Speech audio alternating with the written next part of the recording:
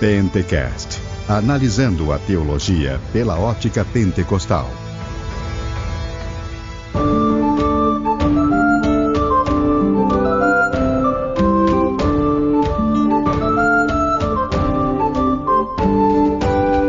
Fala, varão! Paz e graça a todos! Estamos mais uma vez aqui com o Pentecast, o seu podcast que analisa a teologia pela ótica pentecostal. E esse Pentecast é o número 7. Eu sou o Anderson Fábio e o exemplo é a mais poderosa retórica. Eu sou o Fortunato e Deus coroou o amor com a experiência. Glória a Deus! Então, pessoal, hoje nós vamos falar um pouco sobre história, um pouco de puritanismo. Eu não tenho tanto conhecimento no assunto, meu negócio mais é sistemático e teologia, mas está aí o nosso irmão Fortunato Barbosa, que estuda um pouquinho, há um pouco tempo mais, e estará explanando aqui, nos ajudando a compreendermos um pouco mais a respeito dos puritanos. Mas antes de nós iniciarmos o nosso bate-papo aí, vamos para os mantos da semana. Fique ligado nos recadinhos aí.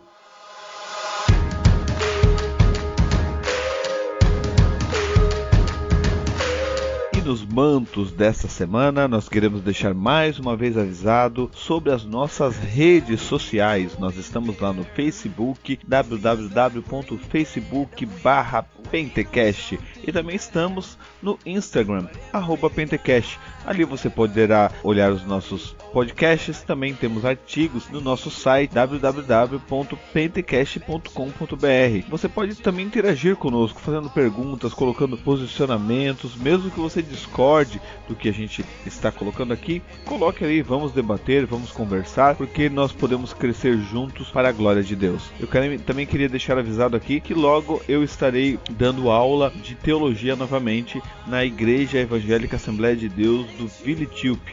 Logo nós estaremos colocando o dia, dando as diretrizes aqui do dia, do horário. Será toda quarta-feira, 1h30, 2 horas. Ali estaremos aprendendo um pouco mais a respeito de teologia. Então você é nosso convidado, pode ir lá. Como é que eu faço para me participar? Você só vá lá e você vai ter toda a diretriz lá com a secretaria, com os coordenadores, e você pode participar conosco ali na Igreja Evangélica do Vila Etíope. Então participe, divulgue o nosso trabalho, fique aí com esse Pentecast que está muito interessante a respeito do puritanismo. E eu tenho certeza que você vai ser edificado mais uma vez com esse episódio que está bem interessante. Fique aí conosco, um abraço.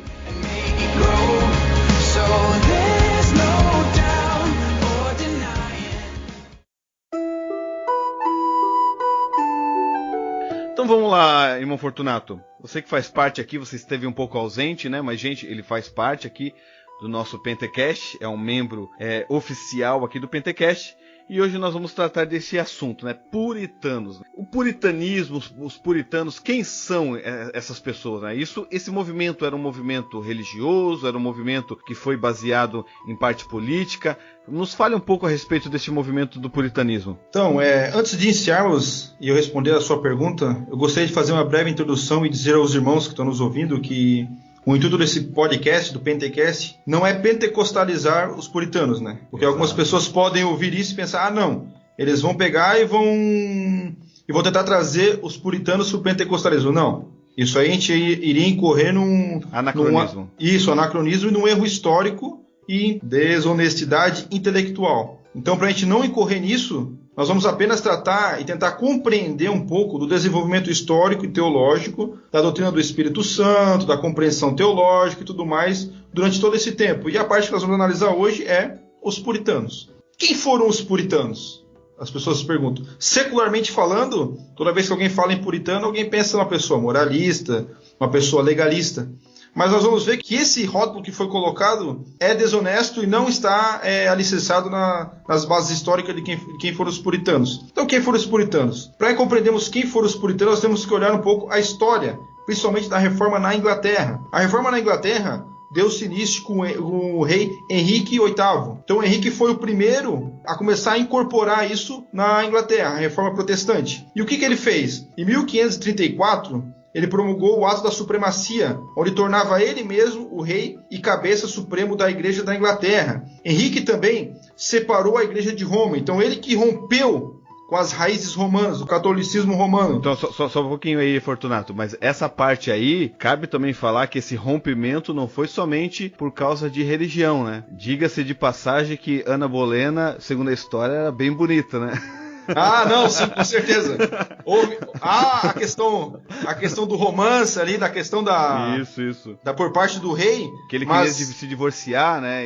E a igreja não permitia isso na época, né? Não permitia, na verdade, até muitos daquilo que nós poderíamos chamar de puritanos posteriormente, eles eram contra isso também. Então, assim, ele não tinha um aval nem muito dos protestantes a respeito disso. Mas como foi ele que deu esse início? Ele era o rei. E era ele que era capaz de trazer isso para a Inglaterra, trazer essa reforma. Sim. Então ele que trouxe esse pontapé inicial e começou isso na Inglaterra. Henrique conseguiu trazer essa separação com Roma em 1536 e em 1539 ele já começou a dar alguns passos atrás e começou a aprovar alguns artigos da Igreja Católica Romana pedindo que os fiéis eles adotassem a transubstanciação, a comunhão sob uma espécie, o celibato e a confissão auricular. Então essas eram práticas da Igreja Católica.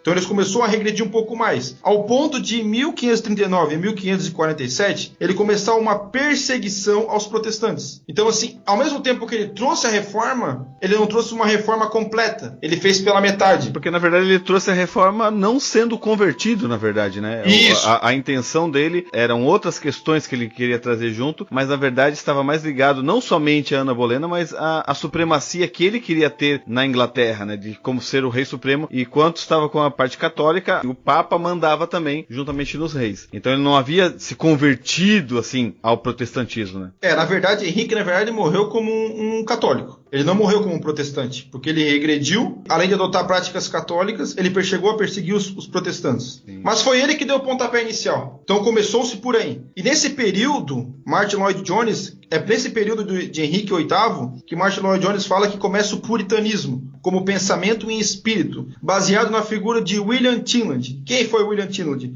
Foi aquele protestante que traduziu as Sagradas Escrituras dos originais, do hebraico e do grego, para o inglês. Isso mesmo. E o que Martyn Lloyd-Jones diz? Que o espírito puritano já estava em William Tyndale em dois momentos. Primeiro, porque ele traduziu a Bíblia para o inglês sem autorização dos bispos e da igreja ordenada, porque ele fugiu e saiu da Inglaterra sem pedir autorização real, e futuramente ele chegou até a ser martirizado. Então William Tyndale queria que as escrituras tivessem acesso a todo o povo inglês. Ele fez isso sem autorização das autoridades instituídas, justamente para que a palavra de Deus fosse anunciada e chegasse a todas as pessoas de uma forma simples, fazendo com que a pessoa, o agricultor, a pessoa mais simples, soubesse até mais do que as autoridades católicas da época. Então, Lloyd-Jones disse que o espírito puritano já estava em William Tyndale, e William Tyndale viveu justamente nesse contexto, onde Henrique... Ô, irmão Fortunato, eu não queria te corrigir, mas você está falando de William Tyndale, né? Isso! Tyndale. Não. Na verdade, eu acho que é Tyndale, né? É questão de pronúncia. Mas ele que traduziu, tem até um filme dele, né? Que é o Fora da Lei de Deus. Se você não viu ainda, veja esse filme, que conta a história de William Tyndale, dessa questão da tradução da Bíblia para o inglês. Pode continuar, Fortunato. E depois William Tyndale, corrigindo então, ele foi martirizado, né? Ele morreu, e as palavras finais dele foram, antes de ser queimado, foi que Deus abrisse os olhos do rei da Inglaterra, para ele compreender e dar prosseguimento à reforma. Mas nós vimos que não foi isso que aconteceu. Então, após a morte de Henrique, assumiu Eduardo VI. E Eduardo, quando assumiu em 1547, ele era apenas um menino ainda. Só que Eduardo, ele deu prosseguimento, ele fez com que avançasse a reforma na Inglaterra. E naquele ano o parlamento autorizou a leigos a tomarem o cálice da comunhão e repeliu os artigos católicos que o seu antecessor, Henrique VIII, havia instituído. Sobre Eduardo VI, o puritano Leighs Bailey, no seu livro A Prática da Piedade, ainda no prefácio e na carta que ele envia ao rei Charles I, ele chama Eduardo VI de um patrono da piedade. Então, na época de Eduardo, houve um avanço da reforma protestante na Inglaterra, e ele era considerado como um dos patronos da piedade, segundo Leighs Bailey. Então, houve esse avanço. O Henrique VIII deu pontapé inicial, mas depois regrediu. Eduardo continuou essa reforma, e daí chega-se a 1553, quando assume Maria Tudor, que foi a Maria Sanguinária, aquela que perseguiu os cristãos, que perseguiu todos os protestantes. Aí morreu. Blood Mary. Isso, morreu muita gente mesmo nessa época. Aproximadamente 300 pessoas foram martirizadas a respeito do clero. Até o arcebispo de Cantória, que foi Thomas Cranmer, que havia organizado a liturgia da igreja anglicana, ele foi martirizado nessa época. Nessa época, muito desses martírios está no livro de John Knox, né? Não, John Fox, John isso Fox, mesmo. Desculpa, John Fox, que é o livro dos mártires, né? Isso mesmo. Lá começa a se relatar... Tem uma parte bem grande a respeito da Maria Sanguinária. Então nós vemos que a reforma começou, avançou e começou-se novamente a se instituir a perseguição aos protestantes na época. Então, independente se tinha um espírito puritano ou se era um anglicano, o que for, era protestante, estava sendo perseguido. Mas o que acontece? Depois dessa perseguição, desse embate político de reforma, não é reforma, avança, não avança, assume aos 25 anos, em 1558, Elizabeth I. E Elizabeth I, quando assumiu, ela estabeleceu o Acordo Elisabetano. O que foi esse acordo? Ela pegou e promulgou o ato da uniformidade, trazendo de novo os princípios que haviam sido perdidos em Eduardo VI, da reforma, instituiu o livro de oração comum e restaurou o ato da supremacia, quer dizer, ela de novo era a cabeça da igreja anglicana. E o que aconteceu? Aí se inicia oficialmente aquilo que nós podemos chamar de puritanismo. Por quê? Porque os puritanos nessa época que se iniciaram, como citando Lady Henke e Joel Bick, iniciou-se porque eles viram que Elizabeth ela não avançou o suficiente. Ela avançou meios termos. Ela resgatou alguns princípios que se perdeu durante o reinado de Maria e restaurou um pouco anteriormente em Eduardo VI, porém ela não avançou o suficiente. Ela deixou algumas coisas que eles consideravam como trapos papistas, que eles falavam, né? Então nesse período que se iniciou aquelas controvérsias sobre a vestimenta, porque os puritanos começaram a discutir a respeito se toda vez que o clero ou alguém do clero fosse pregar ou fosse se expor diante da igreja, se eles deviam usar roupas prescritas ou não, se eles deviam ter uma vestimenta que se enquadrasse mais aquilo que eles chamavam de papista ou não. Mas isso era apenas o estopim de todo esse conflito religioso político que havia na época. E nesse período de Elizabeth foi que apareceu aquilo que Joel Bick chama na pessoa de William Perkins, que foi, na opinião dele, né, desse estudioso, o primeiro pai do puritanismo. Foi justamente nesse contexto que apareceu William Perkins. E quem foi William Perkins? William Perkins, ele era da Igreja da Inglaterra. Ele não se colocou totalmente contra aquilo que Elizabeth I instituiu. Porém, ele também não era a favor de tudo. Então ele buscava um bom senso e tentar reformar aos poucos, trabalhando dentro da Igreja da Inglaterra. Então, a maioria dos puritanos, eles rejeitavam, por exemplo, o modelo governamental episcopal, porque eles achavam que isso era uma associação e era restos do catolicismo. O que é o modelo episcopal? Que era a rainha ou o rei, na época, que era uma cabeça da igreja. A maioria dos puritanos, eles defendiam ou o governo presbiteriano ou o governo congregacional. Eles não defendiam que devia ter só uma cabeça regendo a igreja, mas que devia ter um corpo de presbíteros, ou fossem nas próprias congregações que eles tivessem que tomar as diretrizes e as formas de culto para poder adorar o Senhor. Aquele que é limpo de mãos e coração, não ama vaidade, enganoso não é. Então foi nessa época, em 1560, que se dá o pontapé realmente inicial, oficial do puritanismo. Mas em 1603 morre Elizabeth e ela não deixou nenhum herdeiro para continuar no trono dela. E ela, antes de morrer, ela indicou seu sucessor como Tiago I, que era filho de Maria Stuart, que já governava a Escócia. Então, quando Elizabeth, antes de morrer, deixou essa indicação para Tiago I assumir, cresceu no coração dos puritanos um otimismo. Eles pensavam, bom, como ele cresceu na Escócia e o presbiterianismo, os ministros presbiterianos tinham um avanço maior na Escócia, eles pensavam que poderiam conseguir persuadir Tiago I a continuar aquilo que Elizabeth tinha parado e conseguir instituir uma liturgia puritana.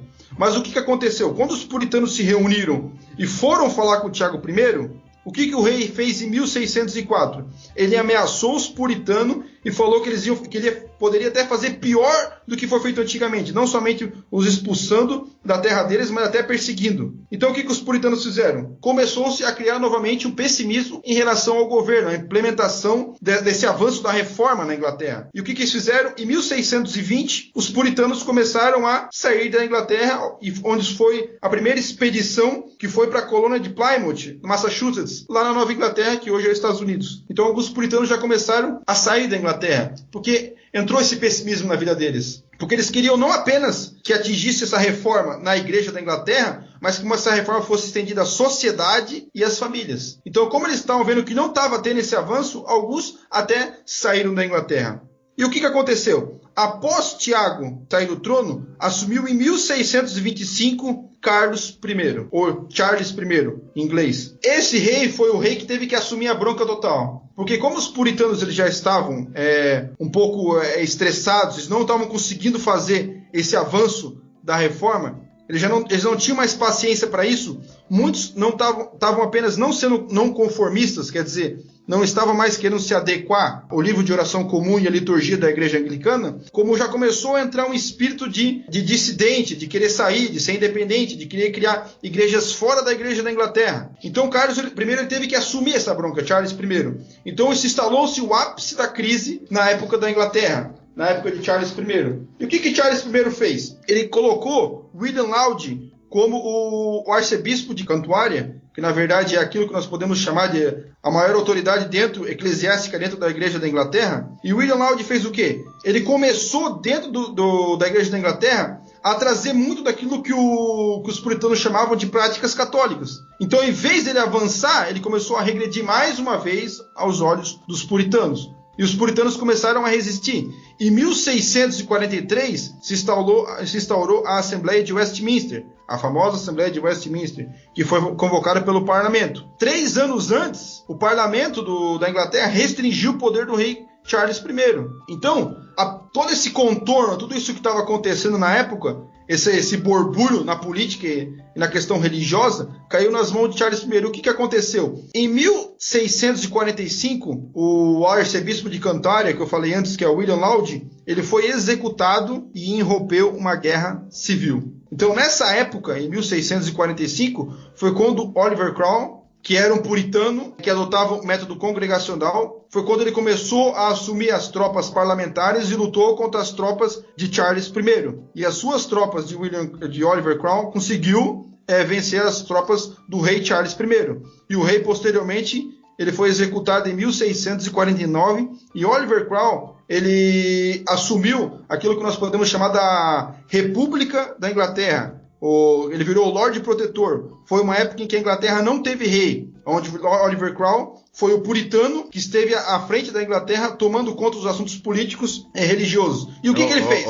Fortunado, mas esse Oliver Cromwell aí também, mesmo sendo um puritano, ele não era o exemplo do puritano, né? Porque segundo, eu posso estar errado, né? Mas segundo eu vi, ele também tomou uma parte de autoritarismo também na época, assumindo essa parte. Porque a gente sempre diz, né? O que corrompe uma pessoa? Ou é o sexo, ou o poder, ou o dinheiro. Então, uma pessoa que ela não está tão convertida e volta totalmente entregue a Cristo e ela toma esse poder que o Oliver tomou, é bem perigoso, né? E alguns historiadores que eu estava estudando falam que ele também tomou essa parte de ser uma pessoa mais autoritária, tomou a autoridade em si, justamente porque tinha todo o poder nas suas mãos como um próprio rei, né? Não sendo denominado rei, mas ele tinha todo o poder de um rei, né? Sim, Oliver Cromwell ele tomou algumas atitudes que nós podemos considerar que foram autoritárias, mas na parte religiosa, ele foi aquele que conseguiu trazer uma liberdade para os puritanos, né? Então, em assuntos de religião, ele trouxe um ato de tolerância, ele permitiu que os ministros pudessem atuar de forma com mais liberdade. Mas ele tomou alguns atos que nós podemos caracterizar que não são atos de um cristão, né? Mas que na época faziam parte do contexto religioso e político que estava acontecendo. Porque, infelizmente, nós temos que falar disso, as pessoas elas são filhas do seu tempo. Então, sim, exato. Então, o contexto que os puritanos viviam era um contexto de sobrevivência da verdade ou da mentira naquela época. Então, assim como no tempo do povo de Israel, que eles viviam numa época onde eles guerreavam, ou eles matavam, ou eles morriam, Ele vivia num contexto em que, não justificando os atos de Oliver Cromwell, mas dizendo que o contexto exigia algumas coisas que eram drásticas, que aos nossos olhos hoje nós olhamos, não, isso está errado. Mas que na época não foi tão absurdo aos olhos das pessoas, que era algo que suscitava, que nascia daquele contexto, né? Então, quando Oliver Cromwell assumiu isso, ele trouxe uma liberdade pro puritanismo. Sim. Daí, nessa época, houve um otimismo. Porque os puritanos pensavam, bom, agora a gente vai conseguir avançar na nossa liturgia, na nossa reforma da Igreja da Inglaterra, e vamos conseguir. Mas não foi o que aconteceu. Porque posteriormente Oliver Cromwell foi morto, em 1658. Quem substituiu ele depois foi o seu filho. Só que o filho dele não tinha o pulso firme, não tinha a autoridade que ele tinha. Não tinha moral para conseguir avançar no que ele estava fazendo. Então o que aconteceu? Conseguiu-se retornar à monarquia. Conseguiu-se restaurar a monarquia depois disso. Em 1660, Carlos, ou Charles II, ascende ao trono novamente, que era o filho do Charles I, que foi morto naquela época na Guerra Civil. Então ele retorna ao trono. O que ele faz? Ele instaura novamente, restabelece a Igreja Anglicana. E o que ele faz? Ele promulga aquilo que nós chamamos de Ato da Uniformidade em 1662. Foi um ato em que foi proibido qualquer ministro que não se adequasse à liturgia e às normas da Igreja Anglicana de pregar ou exercer ministério pastoral. Então nessa época, mais ou menos 2.000 pastores puritanos foram expulsos das suas congregações, fugiram ou foram para outros lugares. Então aí iniciou-se oficialmente o não conformismo. A partir de agora, os puritanos já praticamente abandonaram a ideia de reformar a Igreja Anglicana, e nessa época já começou-se alguns a criarem outras igrejas que não estavam ligadas à Igreja Anglicana. E a pergunta é, mas quando que os puritanos conseguiram então fazer algo e fazer avançar a sua liturgia, a sua teologia na Inglaterra? Oficialmente, nunca. Eles não conseguiram vencer essa guerra. Eles perderam, houve avanços e retornos, mas posteriormente eles não conseguiram fazer com que realmente se estabelecesse aquilo que eles criam. Somente em 1688, isso faltando mais ou menos 12 anos para acabar aquele período que nós chamamos de puritanismo. Porque podemos dizer que o puritanismo durou de 1560 a 1700, aproximadamente 140 anos. Somente em 1688, 12 anos antes de acabar aquilo que nós chamamos de puritanismo, houve a Revolução Gloriosa. O que foi a Revolução Gloriosa? Foi como quando o príncipe Guilherme de Orange pegou e usurpou, ou fez um golpe de Estado a James II, que era o segundo filho de Charles I. Recapitulando, Charles I foi o rei, o príncipe, que foi morto naquela época da Guerra Civil com Oliver Cromwell. E depois esse rei, James II, foi o que assumiu lá no final do tempo da Revolução Gloriosa. O que aconteceu? Guilherme de Orange, que era seu genro, pegou junto com a sua esposa e deu um golpe de Estado e assumiu a Inglaterra novamente. E o que ele fez? Ele instaurou o ato de tolerância. O que foi o ato de tolerância? Que a partir de agora, cada um poderia seguir a religião que quisesse, pregar o que quisesse, que não haveria uma restrição por parte do parlamento e do governo e da coroa. Aquele que é limpo de mãos e coração, não ama a vaidade, enganoso não é.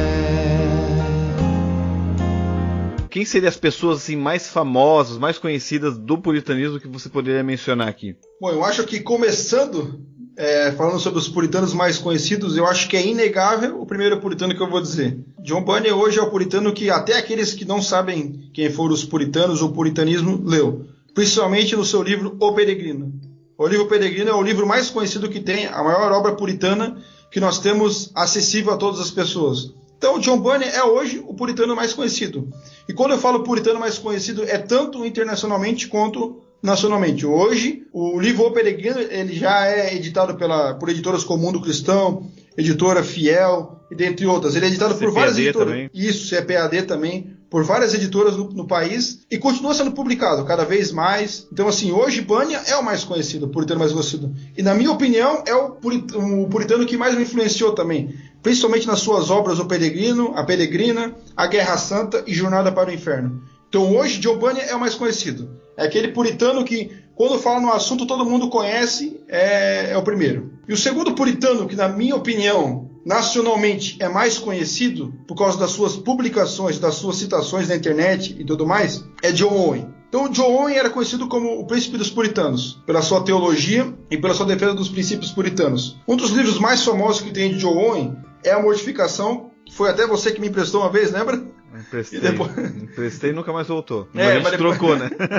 Depois a gente negociou. A gente negociou. Então, sobre John Owen, eu posso dizer a mesma coisa que disse Joy Packer no prefácio do livro A Mortificação do Pecado. Que John Owen foi o autor puritano que mais influenciou ele e que teve a maior contribuição a respeito da questão do pecado. Porque o livro de John Owen sobre mortificação do pecado é cirúrgico. Até disse esse dia para minha esposa, falei, amor, se eu pudesse entregar um livro na mão de cada pessoa sobre o pecado, eu entregaria o livro A Mortificação do Pecado de John Owen. Porque é um livro profundo, não é superficial, e trata sobre como o pecado atua tanto na mente como no coração e nas afeições do homem, corrompendo e mostrando como isso é realmente maligno, porque às vezes a gente passa um pano em cima do pecado, diz que nem é tão mal assim, mas John Owen mostra que não, que o pecado ele sempre é maligno e mostra essa profundidade nos seus ensinamentos. E o terceiro puritano, que eu acho que é o mais conhecido hoje no Brasil, é Richard Baxter. Richard Baxter é famoso, principalmente pela sua obra O Pastor Aprovado. Também é O Descanso Eterno dos Santos, e tem até um livro interessante que ele fala sobre depressão na sua época, que teve um tratado sobre isso.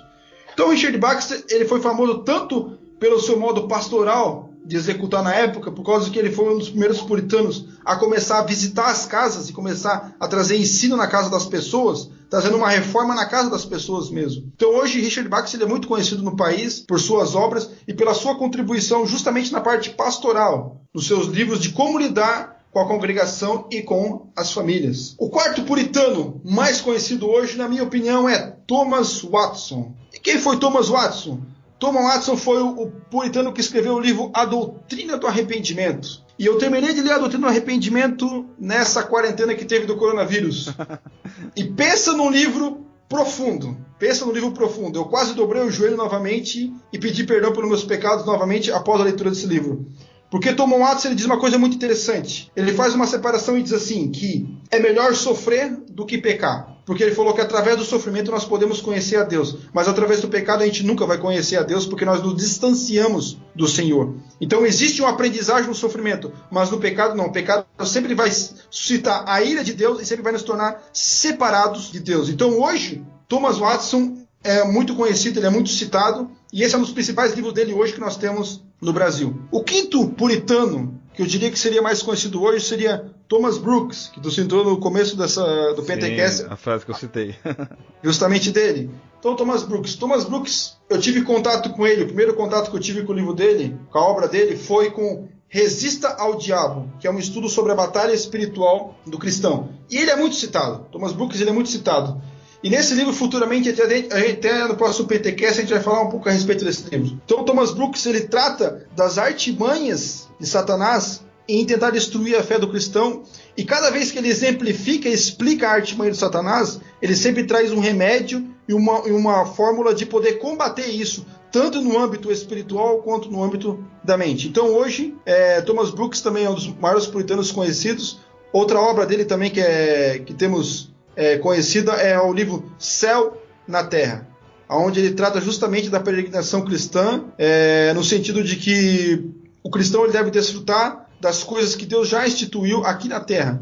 Então ele é tanto a respeito do porvir, como do que nós devemos viver hoje como cristãos. E por último, o sexto puritano, que é o mais conhecido, não menos importante, Jonathan Edwards. Opa!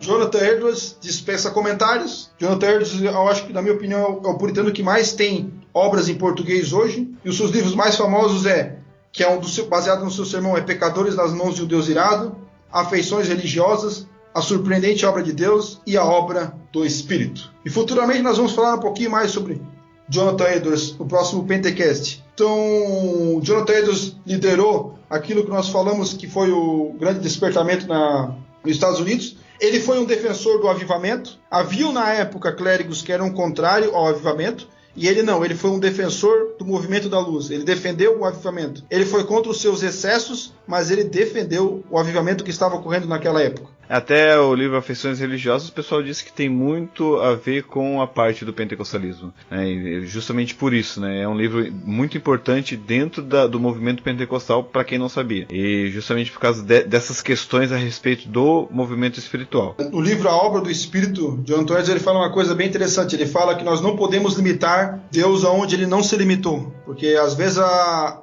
gente traz uma compreensão, nós estabelecemos os métodos que Deus tem que se manifestar. E Jonathan Edwards fala que nós não podemos fazer isso, porque existem certas formas de Deus se manifestar que fogem à compreensão humana. E ele cita alguns casos no seu livro. O livro é A Obra do Espírito, é bem interessante. Quem quiser, já li também. Quem quiser dar uma lida nesse livro. E só tem esses conhecidos, mas tem alguns que pra ti não são tão conhecidos, mas tu queria citar também? Gostaria de citar que o pessoal não conhece, até para aqueles que gostariam de ter um conhecimento maior de puritanismo, conhecer alguns puritanos que são desconhecidos, mas tem uma importância relevante também para a história. Os puritanos que eu vou citar agora, que no caso nós estamos denominando como desconhecidos, menos conhecidos, alguns que vão ouvir com certeza conhecem, mas eles não são tão divulgados e tão amplamente lidos como os citados anteriormente. Então eu começaria pelos puritanos menos conhecidos hoje com Richard Sibbes. Richard Sibbes, o meu contato com Richard Sibbes foi com o seu livro O Caniço Ferido, que é o livro mais... Toda vez que se fala em Richard Sibbes é o primeiro livro que se vem à mente, O Caniço Ferido, que é um livro que traz justamente um bálsamo do céu ao coração daqueles cristãos que estão se sentindo fracos, que não têm força, que acham que, de certa forma, o Senhor vai os abandonar pelas suas fraquezas. Esse livro, O Caniço Ferido, ele foi citado por Martin Lloyd-Jones como um livro que o ajudou em uma época de depressão espiritual, uma época que ele estava passando por uma grande aflição em sua alma. Esse livro serviu como bálsamo para sua alma. Então, Richard Sibbes, hoje, nós não temos muitas obras dele em português, mas nós temos uma biografia dele, publicada pela editora Fial, que se chama A Teologia Afetuosa de Richard Sibbes. Então, existe muita coisa que pode ser explorada a respeito de Richard Sibbes, que não foi explorado ainda pelas editoras brasileiras e até no âmbito teológico internacionalmente. Nós não temos muitas obras dele traduzidas, mas a obra que nós temos hoje, que está acessível em PDF na internet, é O Caniço Ferido, que é uma obra excepcional. Quem quiser dar uma lida nisso. Então, o primeiro puritano que eu diria que é menos conhecido no âmbito nacional é Richard Sibbes. O segundo puritano que eu diria que é menos conhecido, e que alguns vão dizer, não, mas esse daí um monte de pessoas, um monte de gente conhece, é Samuel Rutherford. Por que Samuel Rutherford? Porque em português mesmo, nós não temos nenhuma obra de Samuel Rutherford traduzida ou impressa. Existe uma editora chamada Editora Caridade Puritana, que eles estão traduzindo e vão publicar a obra de Samuel Rutherford, falando sobre a lei no âmbito governamental e sobre os mandamentos de Deus. Justamente sobre essa questão de política que vai sair. Mas existe um dos livros mais famosos de Samuel Rutherford, que na verdade não foi escrito por ele, mas que foi posteriormente organizado, que são as suas cartas. Essas cartas não estão traduzidas em português. E essas cartas são consideradas por Tozer, por Spurgeon, como um dos maiores tesouros do cristianismo, pela sua profundidade devocional e cristocêntrica, pelo amor que Samuel Rutherford tinha por o Senhor Jesus Cristo. Então nós não temos essas cartas hoje traduzidas. Então esse seria o segundo puritano que é menos conhecido nos dias atuais, no contexto nacional. O terceiro puritano menos conhecido hoje é Jeremiah Burroughs. Jeremiah Burroughs, o contato que eu tive com ele foi quando eu li o livro dele chamado Aprendendo a Estar Contente. Esse livro é um livro que você termina de ler ele e fala assim: Senhor, obrigado, me perdoa pela minha ingratidão. Porque ele passa por todos os assuntos, aspectos da vida, seja espiritual e material, e mostra como nós somos ingratos ao Senhor. E Jeremiah Burroughs, ele era muito conhecido na sua época. Ele era uma pessoa que tinha um espírito irênico. O que é uma pessoa irênica? É uma pessoa que tentava pegar todos os lados. Né? Pacificar, isso mesmo. Pacificar, reunir as pessoas e trazer para um senso comum, para aquilo que é a espinha dorsal. Então, aquilo que ele considerava, nós podemos dizer que seja irrelevante ou que não seja tão essencial assim, ele tentava tirar fora e trazer todos os cristãos para o mesmo centro, para o mesmo contato, dialogar. Então ele foi um puritano que tentou trazer os cristãos à união e era totalmente, nessa parte, compassivo. Então ele é um autor que merece ser lido. E um dos seus livros que nós temos outros livros em português dele, temos o livro Adoração Evangélica também, que fala justamente sobre a liturgia, sobre como adorar o Senhor, como a respeito do culto. É um livro que fala teologicamente a respeito do culto. Então o quarto puritano que eu gostaria de falar que é menos conhecido hoje é Joseph Allen. Quem foi Joseph Allen? Ele é o autor do livro Um Guia Seguro para o Céu, publicado pela editora PES. Eu tive contato com Joseph Allen através da obra de Joel Bick chamada Paixão pela Pureza. E eu fiquei impressionado pela sua questão devocional e pela sua questão de busca ao Senhor. Joel Bick diz uma coisa muito interessante, que a esposa de Joseph Allen falou a respeito dele, que quando ele acordava às 4 horas da manhã e ele via que já havia outras pessoas acordadas como ferreiros e artesãos trabalhando, ele se sentia envergonhado, porque ele dizia que o mestre dele merecia muito mais responsabilidade e dedicação do que os mestres daqueles artesãos e daqueles ferreiros. Então ele era conhecido como Samuel Rutherford da Inglaterra, porque Samuel Rutherford, como eu falei antes, ele era um teólogo e um puritano escocês, e Joseph Allen não, ele era um teólogo e puritano inglês. Então ele também tem as suas cartas pastorais e ele focava muito nessa questão devocional. O quinto puritano que eu diria que é menos conhecido hoje é também Isaac Ambrose. Em português é desconhecido a tradução das suas obras, mas eu fiquei impressionado porque Isaac Ambrose ele é considerado junto com Richard Baxter e outros puritanos como um dos maiores puritanos que existiu. E nós não vemos muita menção dele em português. Ele escreveu um diário também. Ele era defensor de que os cristãos deviam anotar as suas experiências com Deus e relatar num diário para eles poderem acompanhar e ver a providência de Deus no dia a dia. E infelizmente nós não temos muitas obras dele em português. E por último, não menos importante, o puritano menos desconhecido, John Flavel. E vai ter pessoas que vão me dizer assim, como assim John Flavel é desconhecido? Não, vai dizer, não, John Flavel é muito conhecido. Não, mas no âmbito do que eu estou falando aqui, John Flavel ele não é tão conhecido assim. O contato que eu tive com o John Flavel foi a respeito do seu livro Providência e um Mistério, publicado pela editora PES. E é um livro extremamente edificante para nós compreendermos como o Senhor trabalha na nossa vida e como funciona a doutrina da providência. E é interessante que John Flavel ele era um puritano fervoroso, do qual nós vamos falar em outro Pentecast a respeito disso. Mas então, fechando esse assunto a respeito dos puritanos, os mais conhecidos e os menos conhecidos, eu citei 6 de cada um. Então, os irmãos que tiverem oportunidade de ter acesso às obras dos puritanos menos conhecidos, procurem na internet e leiam a biografia e a literatura desses homens de Deus.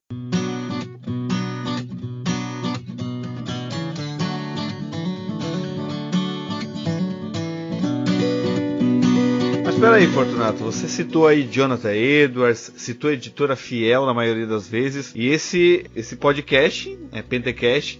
Nós somos teólogos pentecostais e segundo a linha pentecostal nós somos arminianos e cremos na continuidade dos dons espirituais. Então todos os puritanos eram calvinistas, todos os puritanos eram cessacionistas, não tinha nenhum puritano arminiano, não tinha nenhum puritano continuista nessa história aí? E agora, José? E agora? Quando se fala em puritanos, a primeira coisa que vem na cabeça é calvinistas. E realmente, uma ampla maioria dos puritanos eram calvinistas.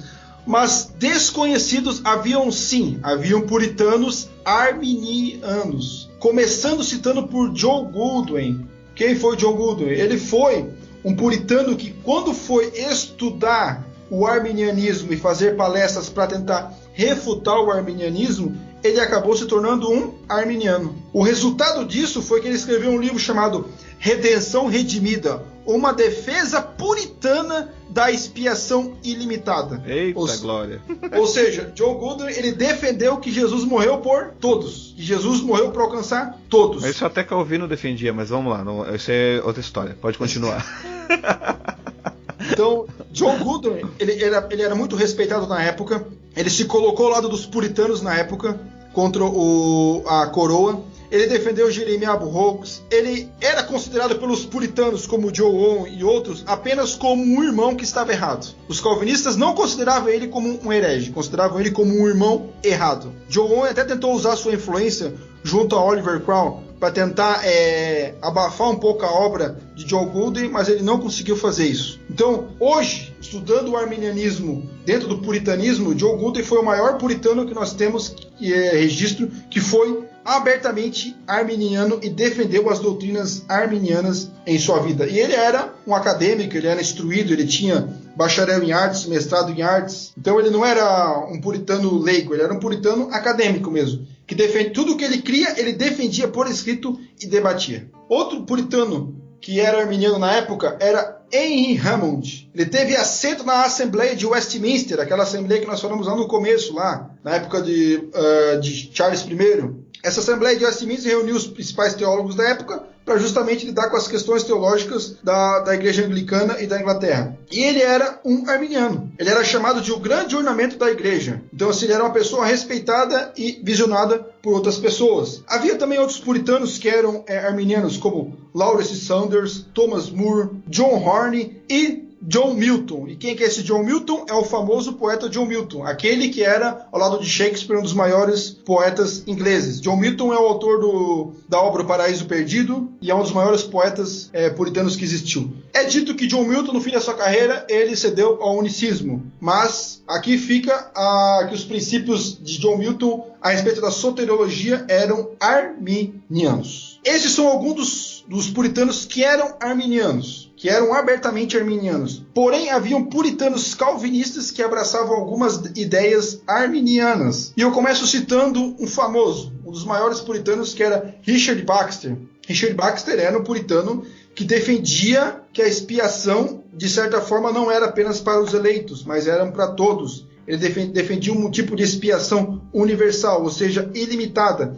Ele chegou a criticar a obra de Joe Owen, que defendia a expiação limitada. E Joe Owen chegou até a dar uma modificada na sua obra por causa de Richard Baxter. Porque Richard Baxter tinha influência, ele era um grande puritano da época. Então, assim, ele defendia a expiação ilimitada e a contragosto dos puritanos da época e até dos estudiosos como Joel Bick. Quando vai relatar na sua biografia A Paixão pela Pureza, ele fala tudo isso, que Richard Baxter defendia essa ideia, que é contragosto dos outros puritanos. Só que ninguém ousava se contrapor a Richard Baxter porque ele era um puritano. Tamanha autoridade que ele tinha, né? Pela autoridade, pelo ministério que ele exercia, pela influência que ele tinha e pela piedade que ele vivia também, né? Então ele era um dos grandes puritanos que defendiam uma ideia que era puritana. Um dos pontos arminianos que a expiação se estendia a todas as pessoas. Outro grande puritano que também defendia a mesma ideia ou parecida com Richard Baxter foi John Davenant. Ele defendia algo parecido com o que Richard Baxter sobre a morte de Jesus e que Deus tinha o desejo de salvar todos os homens verdadeiramente. E junto com Richard Baxter ele defendeu uma ideia de que a expiação ela alcança todos os homens. Então nós temos puritanos arminianos e nós temos puritanos famosos que defendiam ideias que eram arminianas. Então isso vai... uma informação para história. Isso. Uma informação histórica e teológica para a gente compreender que nem todos os puritanos eram calvinistas e alguns puritanos que eram calvinistas também abraçavam ideias que eram arminianas, mesmo indo contra a grande maioria. Mas daí fica a outra questão. Todos os puritanos eram cessacionistas? E agora? Não, nem todos os puritanos eram cessacionistas. E para citar isso, eu vou citar o famoso puritano Samuel Rutherford, que foi aquele que eu falei anteriormente sobre os puritanos menos conhecidos. Samuel Rutherford ele era um puritano escocês, um teólogo escocês. E ele ocupou uma das cadeiras na Assembleia de Westminster. E ele era muito respeitado na época. E o que aconteceu? Samuel Rutherford escreveu a seguinte coisa que eu vou falar nesse momento. Há uma revelação de alguns homens em particular que predisseram coisas futuras, até mesmo após a finalização do cânon da palavra, tais como John Huss, Wycliffe, Lutero, que predisseram coisas futuras e elas certamente aconteceram. E diversos pastores santos e modestos na Inglaterra fizeram coisas semelhantes. O que Samuel Rutherford está defendendo? Dom de profecia preditiva. Abertamente dizendo que havia esses dons conhecidos essas profecias conhecidas por todos, principalmente de John Huss a respeito de Lutero, né? Que ele falou que surgiria eles estão matando agora o ganso, mas que surgiria o cisne futuramente, né? E eu não conhecia essa citação. Eu vou te dizer mais ainda, que no livro 2000 anos de cristianismo carismático, de Ed Riat, ele fala justamente que o próprio Felipe Melanchthon dizia que tem uma citação, né, muito antiga, que não acharam a fonte, vamos dizer assim, original, mas é uma citação de 1700 e pouco, falando que Lutero falava em línguas e profetizava. E nessa citação, você menciona também Lutero, que fecha certinho com a outra informação, falando sobre Lutero, que Lutero também predizia coisas. Então a gente vê que era algo que acontecia, mas como a gente falou já em outros podcasts, eram coisas que os historiadores eles ocultavam porque não condizia realmente com a visão que eles tinham, mas que existiu. Tá aí, José, existiu. E ele cita John Hus, Wycliffe, Lutero e diz que na Inglaterra há outros pastores santos e modestos que fizeram coisas semelhantes, ou seja, falaram coisas que depois aconteceram. Então, assim, nem todos os puritanos eram sensacionistas. Só que sobre esse assunto, a respeito dos puritanos e os dons espirituais e as suas experiências espirituais, nós vamos deixar isso para um próximo Pentecast. Sim, a gente vai falar mais sobre isso. Isso. Aquele que é limpo de mãos e coração, não ama a vaidade, enganoso não é. Então, Fortunato, quando a gente fala de puritanismo, a gente lembra de outros movimentos, como o metodismo. Se não me engano, é uma ligação também de John Wesley com os puritanos, né? Até com o movimento moraviano, e que tem ligação também com o puritanismo. Existia isso? Essa influência realmente existiu na vida de John Wesley? Ou é só história? Quando nós estávamos falando antes dos puritanos, eu falei que o período do puritanismo durou de 1560 a 1700. E John Wesley nasceu em 1703, ou seja, 3 anos depois daquilo que nós podemos considerar do período puritano. E é interessante que o avô paterno de John Wesley, Samuel Annesley, que era pai da sua mãe Susanna Wesley, era um puritano famoso. O avô materno de John Wesley, Samuel Annesley, ele foi um famoso puritano na sua época. Ele era muito respeitado e ele foi pai da mãe de John Wesley, Susanna Wesley. Então, a Susanna Wesley foi a 25ª filha, no caso de Samuel Annesley, e aos 13 anos só que Susanna abandonou as suas raízes não conformistas, ou seja, puritanas. Ela se associou novamente à Igreja da Inglaterra, mas ela foi criada como uma puritana, a sua família foi criada como no puritanismo, e quando ela se casou com Samuel Wesley, a educação que ela deu aos seus filhos e a John Wesley foi uma educação puritana. Como nós podemos saber isso? Nós podemos saber pelo método que ela aplicava na educação. Ela separava um dia específico para cada filho à noite, para ensinar, para tomar nota, para tomar conhecimento, para conversar com cada filho. E John Wesley chegou mesmo a dizer que até a sua adolescência, ele não se lembrava de ter pecado conscientemente contra os seus pais. Justamente por esse ensino puritano, essa ênfase na educação em casa a respeito das coisas de Deus. E não somente na questão familiar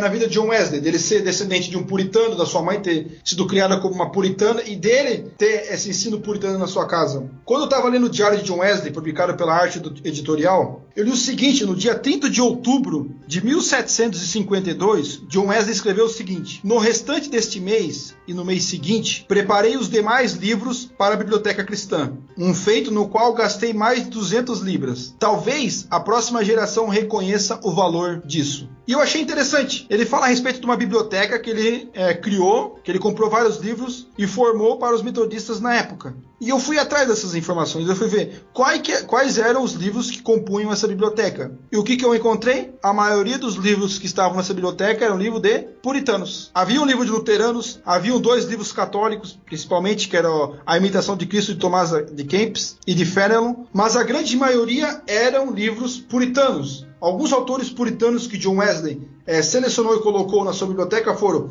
John Preston, Richard Sibbes, Thomas Goodwin, Thomas Manton, Isaac Ambrose, John Owen, Joseph Allen, Samuel Rutherford, John Bunyan, Richard Baxter, Stephen Charnock e John Flavel. Esses são alguns dos puritanos que faziam parte da biblioteca de John Wesley. Então o John Wesley teve tanto uma influência familiar do puritanismo sobre a sua vida, quanto ele trazia consigo uma bagagem intelectual das obras puritanas. Então havia uma influência dos puritanos sobre a mentalidade de John Wesley. Não somente puritana, como também ele foi influenciado pelos morávios, mas o puritanismo, algum dos efeitos da literatura puritana estavam em sua mente. Tanto é que John Wesley criticava os cristãos que não gostavam de aprofundar seu conhecimento, de poder ler, que deviam ler mais. Até tem uma carta dele escrita a um clérigo da metodista que ele fala que os sermões dele eram repetitivos, eram superficiais porque faltava leitura a ele.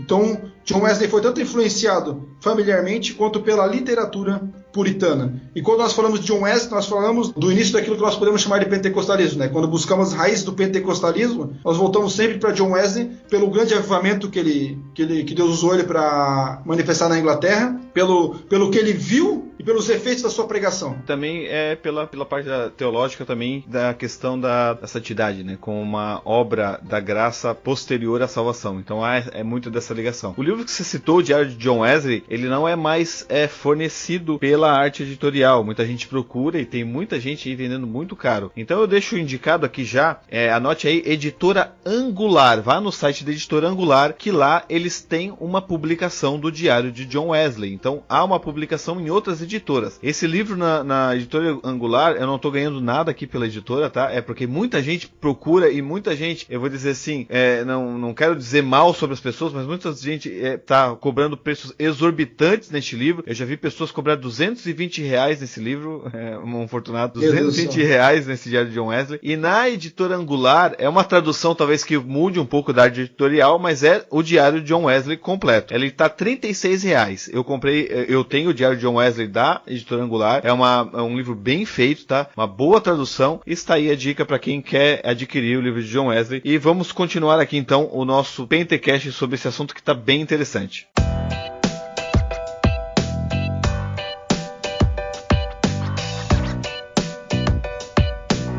Fortunato, já que você citou essa questão de pentecostalismo, das raízes teológicas do pentecostalismo em John Wesley, vamos voltar um pouco para o assunto que nós estamos propondo aqui. Existe alguma ligação que dá para se fazer entre esse movimento puritano e o movimento pentecostal? Não que, como você falou no início, não que nós queremos pentecostalizar os puritanos, mas olhando para, vamos dizer assim, para a sua vida, influência, teologia, não tanto teologia, porque em sua maior parte era uma teologia calvinista, né? E o pentecostalismo já segue uma teologia mais arminiana. Mas dentro da sua vida, existe algo que nós podemos trazer ou dizer que no pentecostalismo, o pentecostalismo, mesmo que pouco, ainda tem uma raizinha no puritanismo? Com certeza. Eu acho que o primeiro ponto que nós poderíamos elencar é que tanto os puritanos quanto os pentecostais, eles são restauradores bíblicos, que buscam trazer a simplicidade e o testemunho da igreja do Novo Testamento. Porque, como eu falei anteriormente, quando eu estava explicando a respeito dos puritanos do contexto histórico, um professor da época da Universidade de Cambridge foi justamente deposto do seu cargo por pregar sobre Atos e sobre a simplicidade da igreja. Então, tanto os pentecostais quanto os puritanos davam ênfase a essa questão da igreja não ficar ostentando, mas ser uma igreja mais simples. Tanto é que a pregação puritana era uma pregação que buscava não ter apenas retórica e oratória, mas buscar ser mais simples para atingir justamente o coração e a mente das pessoas. Então, tanto os puritanos quanto os pentecostais buscam trazer justamente isso, resgatar uma igreja antiga. A igreja qual? A igreja de Atos, a igreja bíblica. O modo da igreja servir a Deus em sua simplicidade. Então, os pentecostais também buscam justamente isso, a gente busca isso. Viver essa simplicidade. Simplicidade sem ser superficial. Uma simplicidade no caso de não ficar colocando ornamentos humanos, colocando coisas que são extra-bíblicas em cima daquilo que Deus instituiu num modo de servir a Deus. Não, mas buscar aquilo que é simples, aquilo que justamente são prescrições e são os ensinamentos bíblicos. Então eu diria que o primeiro ponto que nós podemos linkar entre o pentecostalismo e os puritanos é essa restauração dos princípios bíblicos de adoração de uma forma simplificada. O segundo ponto que eu diria que nós podemos linkar entre os puritanos e os pentecostais é que quem for ler, por exemplo, a obra do John Bunyan, Graça Abundante é o Principal dos Pecadores, nós vamos ver que John Bunyan ele sempre busca nessa obra ter uma testificação interior de que ele é um salvo. E é interessante que todo puritano, após passar por uma conversão, eles sempre buscavam essa experiência no coração, essa experiência de testificação, uma experiência posterior àquilo que nós podemos fazer de encontro com Deus, para testificar no seu coração que eles realmente eram filhos de Deus e foram salvos. Então, a questão não somente da questão dos puritanos buscarem isso, essa testificação no coração, nós podemos linkar isso justamente com a questão pentecostal do batismo com o Espírito Santo. Por quê? Porque todo pentecostal crê o quê? que o batismo com o Espírito Santo é uma experiência, um revestimento posterior à salvação, posterior à regeneração. E os puritanos se preparavam para essa experiência no coração de testificação da mesma forma que os pentecostais se preparam para o seu período pentecostal pessoal para a sua vida. Então, da mesma forma que os pentecostais buscam e se santificam e buscam isso, essa experiência e esse revestimento de uma forma sobrenatural, os puritanos se preparavam e buscavam para ter essa experiência no coração, para testificar que eles realmente eram salvos. Então eles buscavam essa experiência posterior. E como eu sei disso? Como eu sei disso? Eu posso usar, por exemplo, a conversão de John Cotton. John Cotton foi o autor puritano que eu citei a frase no começo do Pentecast de abertura, que eu disse que Deus coroou o amor com a experiência. Por quê? Porque John Cotton, ele foi convertido sobre o ministério de Richard Sibbes, aquele que eu falei anteriormente que escreveu O Caniço Ferido. Então ele foi convertido sobre o ministério de Richard Sibbes. E quando ele foi convertido pelo ministério de Richard Sibbes, a primeira coisa que ele fez foi abandonar a pompa que ele tinha nos púlpitos e trazer a sua pregação uma linguagem mais simples. Então, após a sua conversão, o que ele fez? Ele começou a trazer uma linguagem mais simples. Mas aquilo que nós podemos chamar da experiência do coração na vida de John Cotton só aconteceu numa situação inusitada, quando ele foi se casar. John Cotton escreveu assim: Deus fez naquele dia um dia de duplo casamento para mim. Quando ele foi se casar, é que ele sentiu no coração dela aquela experiência que nós estamos falando anteriormente, posterior àquilo que nós podemos chamar de salvação. Daí ele diz: Deus coroou o amor com a experiência. Porque ele dizia que essa transformação tem que se dar no entendimento, na compreensão, no coração que experimenta e no espírito que é testificado pelo Espírito Santo. Então, tinha essa ligação de experiência no coração e nas suas afeições com o Espírito Santo. Não sei se você vai citar, Fortunato, mas até a questão, você falou de experiência, mas até a questão de vivência cristã e de práticas piedosas. Não que outras, vamos dizer assim, que outras denominações não pratiquem, né? Na questão da oração, do jejum, mas a gente vê, eu digo por experiência até de pessoas que a gente convive desde o início da conversão, que a parte de busca de leitura, de oração, de fazer jejum, não, tem que jejuar. E se não me engano, os puritanos, quando eles jejuavam uma semana para participar da ceia. Havia toda uma preparação de jejum, de oração. Então os puritanos também estão envolvidos com essas práticas piedosas que no pentecostalismo, vamos dizer assim, é mais aflorada entre as pessoas que muitas vezes não têm muito conhecimento bíblico, teológico, leia a Bíblia, mas não tem um conhecimento aprofundado, mas vive a prática piedosa justamente porque crê que isso está nas Escrituras, crê que isso vai trazer um envolvimento mais com Deus, com o Espírito Santo, e acaba praticando isso e se envolvendo nisso, e isso já eram práticas que os puritanos, eles prezavam muito por isso. Isso, justamente esse era o próximo ponto que eu ia falar, que os puritanos, eles eram, de certa forma, pietistas em sua abordagem da espiritualidade. Então, assim, eles eram pessoas extremamente de oração, que nem Samuel Rutherford, que eu citei anteriormente. Samuel Rutherford, ele acordava às 4 horas da manhã e ele ia para a mata para orar. Ele dizia que as montanhas e a vegetação da época era testemunha da comunhão que ele tinha com Deus. Então os puritanos eram extremamente homens de oração, homens que buscavam mesmo orar a Deus. Eram homens que colocavam a piedade na prática. E eu acho que essa foi uma das maiores contribuições que o puritanismo trouxe para nós, que foram os escritos pastorais, os escritos da piedade prática e os seus escritos espirituais e devocionais. Porque, como eu falei anteriormente no contexto lá histórico, os puritanos eles não venceram a batalha que eles queriam da reforma completa da igreja anglicana. Mas, por outro lado, espiritualmente, os escritos que eles deixaram, pastorais, devocionais e espirituais e práticos, são tesouros do cristianismo. Porque não são escritos superficiais, são escritos profundamente espirituais. Não só teológicos, mas de pessoas que realmente tinham experiência. Por exemplo, quando eu citei anteriormente a respeito de Thomas Brooks, que ele escreveu o livro Resista ao Diabo, que é um estudo sobre a batalha espiritual do crente contra Satanás, você lê ali que tudo aquilo que Thomas Brooks fala e se encaixa em você era aquilo que ele vivia. Eles eram homens de Deus experimentados naquilo que eles estavam escrevendo. O que eles escreviam era aquilo que eles viviam. Então não era uma teologia e uma espiritualidade de um mosteiro lá no deserto sendo escrita. Não. Era uma espiritualidade sendo escrita no fogo cerrado. Era de um lado perseguição, do outro lado avanço da reforma, outra hora vinha um rei que queria perseguir eles, outra hora eles eram expulsos. Então eles sempre viviam esse conflito político e religioso na época, que não deixava eles ficarem parados só escrevendo calminhos e ponto final. Não. Eles estavam no meio do fogo cerrado escrevendo espiritualidade. Quando Richard Bach, por exemplo, escreve O Descanso Eterno dos Santos, ele está escrevendo à beira da morte. Ele mesmo escreve isso. Ele está quase morrendo à beira da morte. Ele está com um problema de sangramento, do qual ele achava que ele não iria sobreviver, e ele escreve O Descanso Eterno dos Santos, um livro profundamente teológico a respeito do céu na vida do cristão. John Owen, por exemplo, quando escreve Pensando Espiritualmente, ele também escreve de uma experiência que ele teve, que ele pensou que ele iria falecer. E ele explica justamente isso, sobre os pensamentos espirituais que o cristão deve alimentar e que deve ter. Tudo aquilo que eles escreviam era aquilo que eles vivenciavam no dia a dia. Essa questão de piedade, de orar, de buscar, de jejuar, de levar as coisas de Deus a sério, nós vemos isso também no pentecostalismo, os pentecostais, que dão essa ênfase mais à espiritualidade experimentada no dia a dia. Pra gente encerrar agora, Fortunato, que a gente já tá bastante tempo aqui já, você citou novamente esse puritano. Na verdade, você já tinha citado no nosso primeiro Pentecast, que foi um Pentecast sem muita preparação, foi mais no grito, né?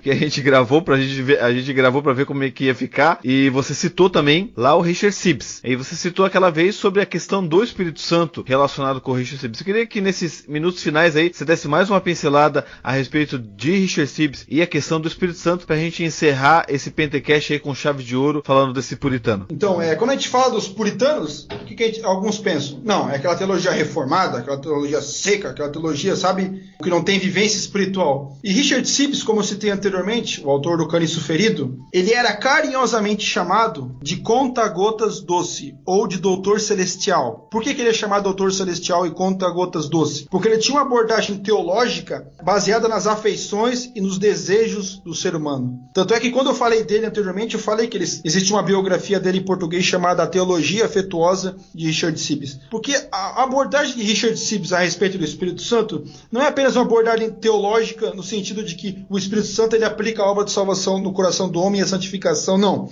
Ele aprofunda mais isso. E o que Richard Sibbes escreve?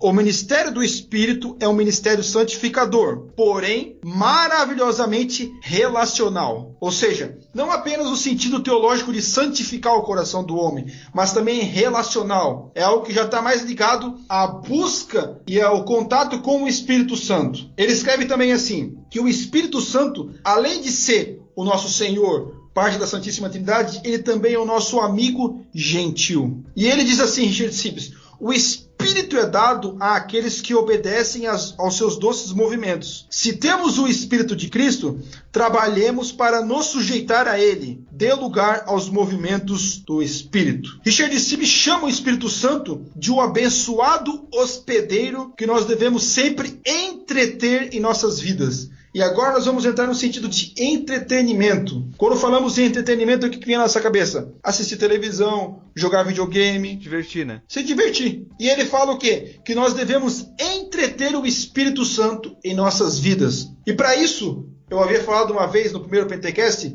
tem uma pregação maravilhosa de Joel Bick chamada A Hospitalidade do Espírito Santo. Onde Joel Bick justamente esmiuça esse assunto de como tratar o Espírito Santo como nosso hóspede em nossa vida, que nós devemos entretê-lo. Mas o que é entreter o Espírito Santo no fim das contas, para Richard Sibbes? Richard Sibbes diz que nós devemos ser hospitaleiros e nutrir essa amizade com o Espírito Santo. Como é que se entrete uma pessoa? Se eu chego na sua casa, irmãos, por exemplo, e você quer que eu fique aqui, o que você vai fazer? Você vai me chamar para tomar um café, você vai me botar um lugar para me sentar. Você vai fazer com que eu me sinta o quê? Confortável. Que eu me sinta o quê? Em casa. Ei, tu não quis tomar café, tu só quis tomar água. Mas vamos lá, continua. Então, isso deixa para outra hora. Então, o que acontece? Você deixa o ambiente confortável para a pessoa, porque aquela pessoa é bem-vinda no ambiente. Então, o Richard Sibbes fala o quê? Que o nosso relacionamento com o Espírito Santo deve ser um relacionamento onde nós devemos entretê-lo e nós devemos fazer com que ele se sinta um hóspede bem-vindo em nossa vida, em nosso coração, em nossas afeições. Richard Sibbes diz o seguinte: o coração de um cristão é o jardim de Cristo, e suas graças são tantas especiarias e flores doces que quando o seu espírito sopra sobre eles, emitem um aroma agradável. Então a obra do Espírito Santo na nossa vida é uma obra agradável, é uma obra que exala um perfume em nosso coração. E nós vemos que Richard Sibbes fala nesse sentido justamente a respeito das nossas afeições. Porque como é que eu vou entreter o Espírito Santo? E aqui eu vou pegar um gancho rapidinho a respeito da obra de David Brandt. Jonathan Edwards editou o diário de David Brandt, e tem uma passagem no diário de David Brandt que ele fala uma coisa interessante. Ele fala que numa certa noite ele sentiu uma presença maravilhosa, a presença de Deus, e ele ficou naquela noite buscando entreter e ficar naquele momento dando aquela atenção especial à presença do Senhor na sua vida. Então o que o Richard Sibbes fala? Que essa obra do Espírito Santo é tanto santificadora quanto relacional. Nós devemos colocar à disposição do Espírito Santo e não rejeitar a sua obra em nossa vida e distrair entre aspas, aqui eu coloco, ele em nosso coração. Porque toda vez que o cristão dá ênfase ao entretenimento mundano e não dá ênfase à obra do Espírito Santo em sua vida, ele está entristecendo o Espírito Santo. Então nós devemos, como cristãos, ser gratos e buscar entreter o Espírito Santo em nossa vida com oração, com jejum, com leitura da palavra, e esse contato que nós temos diariamente, de oração sem cessar, sempre tendo esse contato com o Espírito Santo, não apenas tratando ele de uma forma teológica, de uma forma seca, apenas, não, mas uma forma doce de desfrutar essa presença em nossa vida, juntamente com esse aroma agradável que ele pode exalar em nossos corações. Então o Richard Sibbes, ele desenvolve essa teologia afetuosa, relacional com o Espírito Santo, que é aquilo que justamente nós pentecostais muitas das vezes falamos. Aquela comunhão com o Espírito Santo que nós temos que buscar, aquela parte das afeições, daquela parte de sentir, daquela parte de nós sempre estarmos agradando e não entristecendo o Espírito de Deus.